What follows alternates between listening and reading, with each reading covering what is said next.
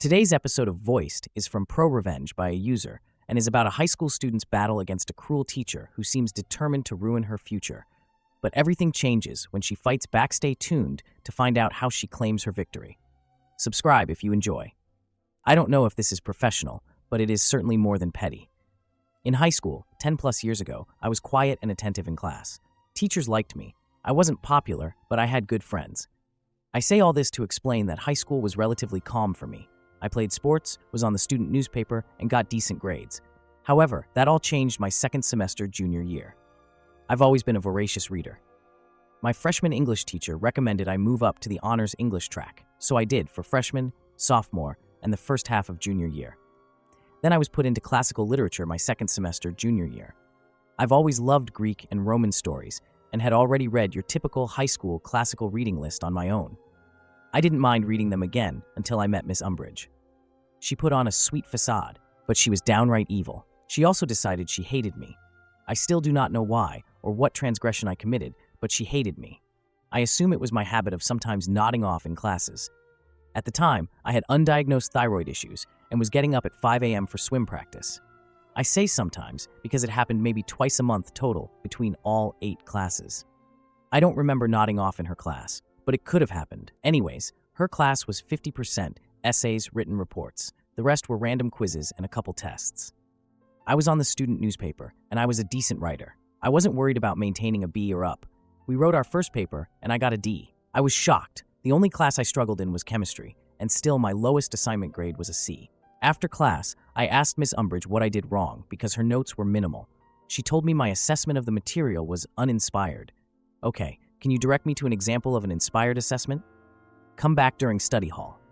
Thinking she'd have some example materials for me to review, I got a pass to see her during study hall. Nope. She spent the full hour basically telling me I was an idiot.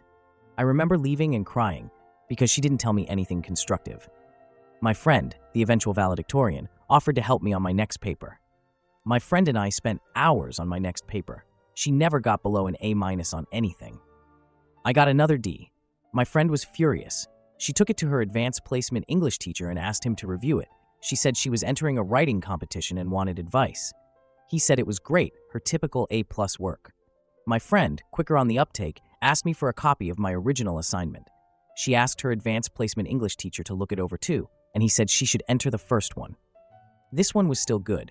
He would probably give it an A-, but the other paper was better. My friend was convinced Miss Umbridge was treating me unfairly for some reason, and she must not like me. My friend wanted me to tell my parents or my school counselor. A teacher did not like me. That had never happened.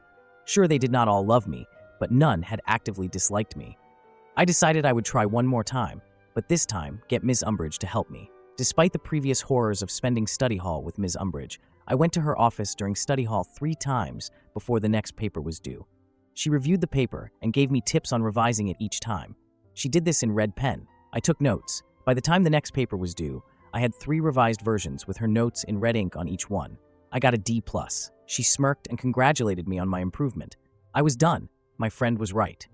This woman had it out for me and was giving me poor grades on purpose. I'm a laid-back person, but I was angry. Never before been this angry. I took my paper to my newspaper teacher. Sure, he didn't teach English, but our student paper constantly won awards because of his work. I told him I was having trouble in English, and could he please look over my paper and give me advice. He was a little confused as to why I didn't ask my English teacher, but he did it. He also told me it was great, but gave me a few minor changes to make. I asked him if he thought it was a B or better. He said he'd give it an A, not 100%, but a solid A. I went to my friend, and we brainstormed. I couldn't request a drop ad. This wasn't college. You just don't switch classes at my high school unless the teacher recommends an honor placement. That's not true, said my friend. The football and basketball guys get moved to easier classes all the time to keep their grades up, so they are eligible for games. The athletics director was a friend of my dad, so I requested a meeting with him and my swim coach after school one day. I told them I was in danger of losing my eligibility to swim because I was pulling a D in a class. I wanted to move classes, but I knew I'd need approval from administration, which I wouldn't get without a good reason. They asked if I had requested help. I explained I had asked for help from multiple people, but my grade wasn't improving. I did not know what to do. They asked to see my papers. I sat while they read them. They both looked at me confused. Neither of them could understand how those papers were worth only a D. The student vice principal was brought in. He asked who helped me. I explained my friend. He knew who she was, again, future valedictorian, and she had even asked her advanced placement English teacher to look it over for advice. I had also asked my newspaper teacher to help me. Student vice principal asked if I had ever actually asked my teacher for help. I smiled and handed him the 3 revised versions of paper number 3 with Miss Umbridge's red ink all over them. He frowned. Advanced placement English teacher and my newspaper teacher were pulled into the meeting. They were each asked to grade the papers. All 3 papers got an A or better. While this was going on, my dad was called in by the athletics director. My dad was angry. He demanded I be moved to another class and that Miss Umbridge be put under review. Clearly, she wasn't grading students on their work, but on her own personal opinions. The school administration obviously bristled at the accusation that a teacher was treating students unfairly. A lot of arguing that I wasn't allowed to sit in on occurred in the vice principal's office. I could hear plenty of yelling as 6 adult men argued over the appropriate next steps. It was decided that myself, my dad, vice principal, and athletics director would have a meeting with Ms. Umbridge. The following morning, before school, we all met. Ms. Umbridge seemed to think she was going to get to tell everyone why I was so stupid. Vice principal explained that if I maintained a D in her class, I would lose my extracurricular eligibility, and we were all meeting to discuss what to do. She smirked and said I should be moved to the non-honors English track, and I had no business being in honors English. I didn't have the aptitude to understand the complex classical literature they were studying, and I probably would need a tutor to even get through basic English. I've never seen my father so red, and I half expected to see steam come out of his ears. Vice principal asked why she didn't try to help me improve. She said it was up to students to put in the initiative to get better. Vice principal asked if that meant I had never asked her for help. She said I had not. Vice principal then pulled out the 3 revised versions of paper number 3 and handed them to Ms. Umbridge. Now it was her turn to be read. She called me a liar and said those notes weren't hers. Things got heated, and I was asked to leave again. I sat outside the office. This time the secretary was there, and we both heard the shouting. School was set to start in 30 minutes, and they were all just shouting. Then advanced placement English teacher and newspaper teacher were called in again. More shouting. About 5 minutes to the start of classes, the teachers left and I was called back in.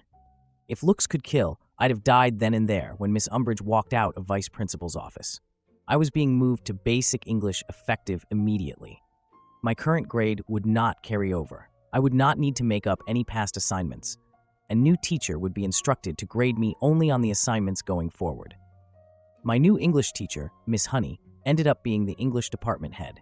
She was at least 65 and had been doing this for decades. After 2.5 years of honors English, this class was easier than physical education. I barely had to try to get an A, but I refused to let Miss Honey think Miss Umbridge had been right. I tried harder in that class than any other class that semester. I finished projects so quickly that I was asked to tutor a girl struggling in the class. I spent half the class period just helping this girl understand the material. I helped her go from a C to a B+. I got something like 104% in the class. At the end of the semester, Miss Honey called me into her office during study hall. She was recommending I return to honors English for senior year. I must have looked panicked because she assured me Miss Umbridge would not be my teacher. In fact, she would not be anyone's teacher. She was leaving at the end of the school year. Miss Umbridge was only in her late 20s and unmarried, too early to retire, and my high school was in one of the best-paying school districts in the state. I knew what leaving meant, but Miss Honey still explained that I was put in her class on purpose. The school administration trusted Miss Honey to determine the truth of Miss Umbridge's claim that I was basically a lying idiot. Miss Honey stated I very clearly belonged in honors English. She apologized if her class had not been challenging enough for me. I cried. I mean full-on ugly, snot cried. I didn't realize it, but part of me had actually believed Miss Umbridge up until that moment. Miss Small, Honey hugged me and consoled me. I spent senior year in honors English and spent my study hall tutoring Miss Honey's struggling students. To this day, I think about that awful woman fairly regularly. My career is strongly writing-based, and I still worry obsessively over my writing. I hope she never taught again, because she wreaked havoc on my self-confidence. Edit, I fixed the wreck. X2, holy mother forking shirt balls, guys, I did not expect this response. Gold and front page. Gah, thank you, Gold Giver. I'm not sure what that means, but I'm going to figure it out. I also want to say I'm sorry to everyone posting their own Miss Umbridge stories. It's sad so many exist out there wreaking havoc on self-conscious teens. Don't let your Umbridge keep you down. You are better than Umbridge. Go out and do exactly what your Umbridge said you shouldn't do. Because forget her, the fat dink. Ec 3. Everyone private messaging me nice things. You are sweet people. Thank you. I promise though, I am okay now. I am in my 30s with a job I love. I think about this story regularly because of a volunteer organization I take part in. While I have the soapbox, might I recommend httw.paustorad.com, readaloudprograms.tml. It is a great program that helps children practice reading in a safe environment. User DM Youth recommends thinkingoutsidethecage.org/sitedel CAOUI47k.9BD7 our programs. Love to you nice folks. Wow, what a wild ride. It's shocking how one person's negativity can have such a huge impact, but I'm so glad you found your champion in Ms. Honey. Seriously, the way you stood up for yourself and sought help in the face of all that adversity is inspiring. It's a harsh reminder that the world can be filled with a few Umbridges who think it's okay to crush a student's spirit. But I love your message to not let those negative influences hold you back. You turned it around and came out on top. What do you guys think? Have you ever had a Ms. Umbridge in your life? Share your stories in the comments. Let's support each other and keep the positive vibes flowing. Thank you for listening to today's episode of Voiced. If you enjoyed daily, high-quality stories, please like and subscribe to show your support.